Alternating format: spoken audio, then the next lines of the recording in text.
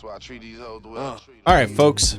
Welcome back for the week 3 update of my fitness/lifestyle change progress. Just want to say one thing real quick.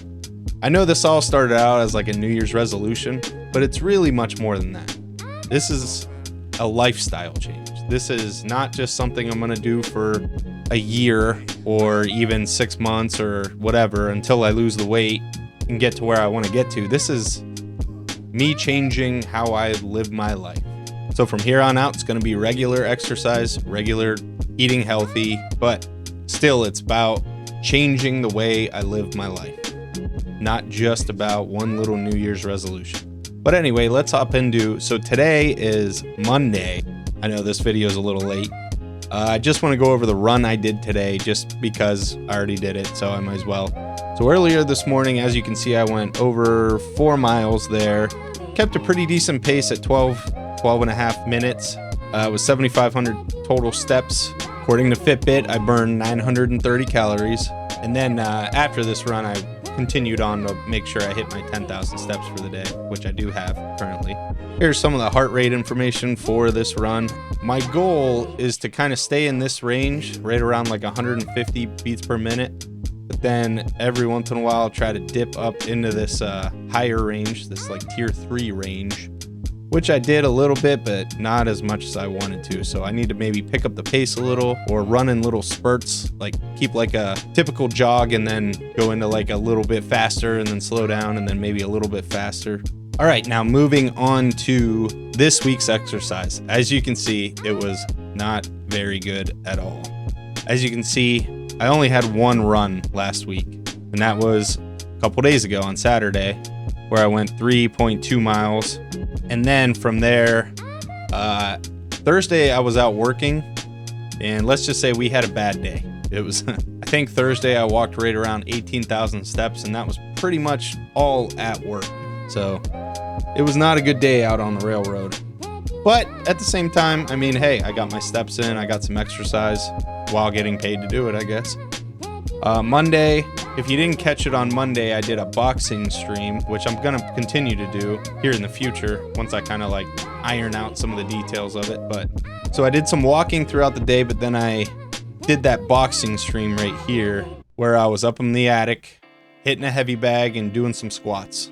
And I'm going to incorporate some other exercises in there. I got some resistance bands. I want to get a hold of some kind of a sandbag to just throw that around the attic. But last week was cold. I mean, almost all the way up until I think Thursday or Friday, it was like -5 out or 0 degrees. So I really didn't want to go running, especially after coming off being sick. I didn't really want to go out in the negative weather. It just didn't seem like a smart thing to do. Go outside, get all sweaty in the cold, especially coming off being sick. Now, is that an excuse? Maybe it is. And there's definitely more times I should have worked out in the attic. I don't even really know what happened between Tuesday and Wednesday and even Friday. I mean, well, Friday I was working all day as well. And let's just say Friday we had a lot better time on the railroad on the trip home. So if you don't know what I do, I'm a train conductor. What we do is we take trains from one location to another, and then we stay in a hotel, and then we bring a train home. So that trip to the hotel, that was the bad one. Trip on the way home was a lot more successful. We didn't run into any problems. I think maybe Friday I got like, I don't even know, not a lot of steps, but yeah, it was just so cold, so brutally cold last week. I didn't want to get sick again and then ruin it for the whole week. But yeah, it wasn't my best effort last week. I could have did more Tuesday and Wednesday. And all right, well, moving on to the total step count for the week. As you can see, we hit our goal most of the days. There's 2 days that I really didn't. And that was Friday, which I was on a train all day. And Wednesday, I don't know what my excuse is there. I don't think I really have an excuse other than I just didn't go outside enough. I probably just sat in my apartment doing stuff on the computer. And there's 2 days there where I didn't get that. So that sucks. And here's that bad day out at work. I had 18,000 steps that day. It was a rough day. Okay, now one thing I did want to do this week and from here on out is establish some kind of a diet plan. Now, I don't know if I'm gonna write an actual like, oh, it's Tuesday, I have to eat 1 banana, 3 eggs, and you know, this for lunch and that. Just more or less a calorie counting, and obviously just eat healthy foods. Majority of my diet right now is either some variation of a smoothie for breakfast, which is Greek yogurt, bananas, strawberries, and a little bit of milk, or maybe supplement blueberries instead of strawberries, or maybe even add a little peanut butter to it, something like that. Or I'll eat oatmeal. I love oatmeal. Lately, I've just been eating plain oatmeal. Make it with water, maybe add a little milk and some salt.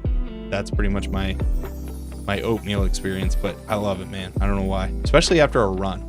Something about being out in the cold and running around and then coming home and eating a nice warm bowl of oatmeal, man. Or I'll eat 3 to 4 eggs. I usually just add it like a dash of milk and whip them up and make like an omelet out of them with just salt and pepper. For me, breakfast is a big deal, especially after a run. Lunch, I need to work on. Lunch is something I really don't even eat.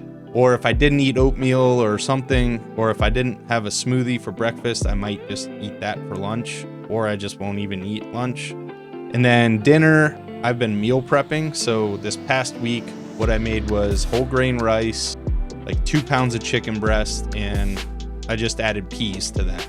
So that was my dinner pretty much almost every night. I think this week I'm gonna make what I call my mush. Usually it's ground beef. I think this week I'm gonna do ground turkey and more brown rice. And I just fry up the meat, cook the rice, and then I add the rice in with the meat. And then I add maybe a cup or 2 of just plain Greek yogurt. I know it sounds gross, but I love it. It gives it like a creaminess. I don't know.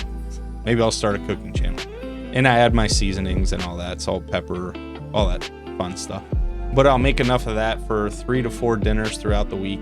And that's just kind of where my diet's at right now. But mostly what I want to do, I want to keep track of my calories in versus calories out. I mean, the basis of losing weight, it's like 90% diet, maybe 10% exercise. Now I've got the exercise part down. I have to focus on the diet now. As anyone would tell you, to lose weight, it's calories in versus calories out. I mean, it's that simple. If you're in a calorie deficit, you're gonna lose weight. Now, according to Fitbit, I burned almost 3,900 calories per day on average. Now that's according to the Fitbit that I wear pretty much all day, every day, even when I sleep. I've been really diligent about keeping this thing on and really not taking it off. So as you can see, on average, I burn 3,884 calories. But how accurate is Fitbit? Everybody's different. We're not all the same human being with the same metabolisms and everything. I did a quick Google search on how accurate a Fitbit tracker is.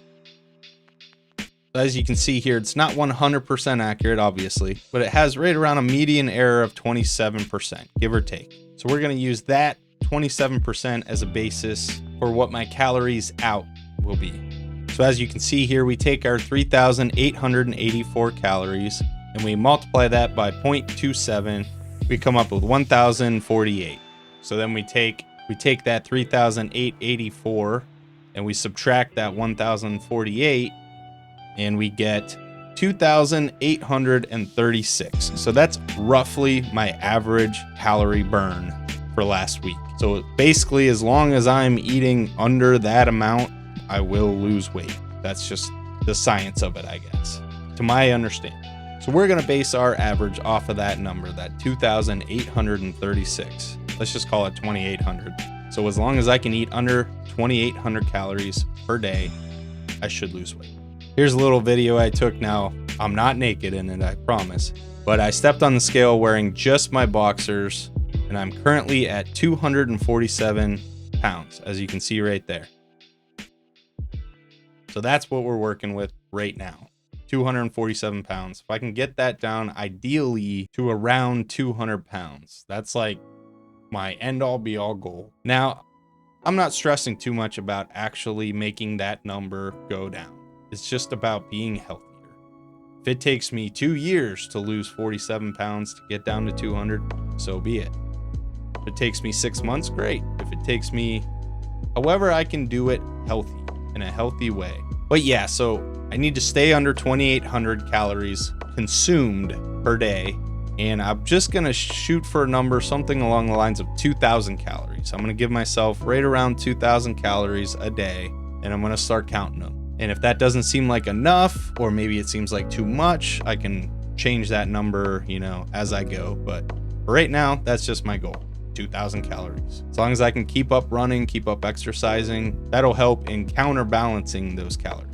But yeah, that's the week 3 update.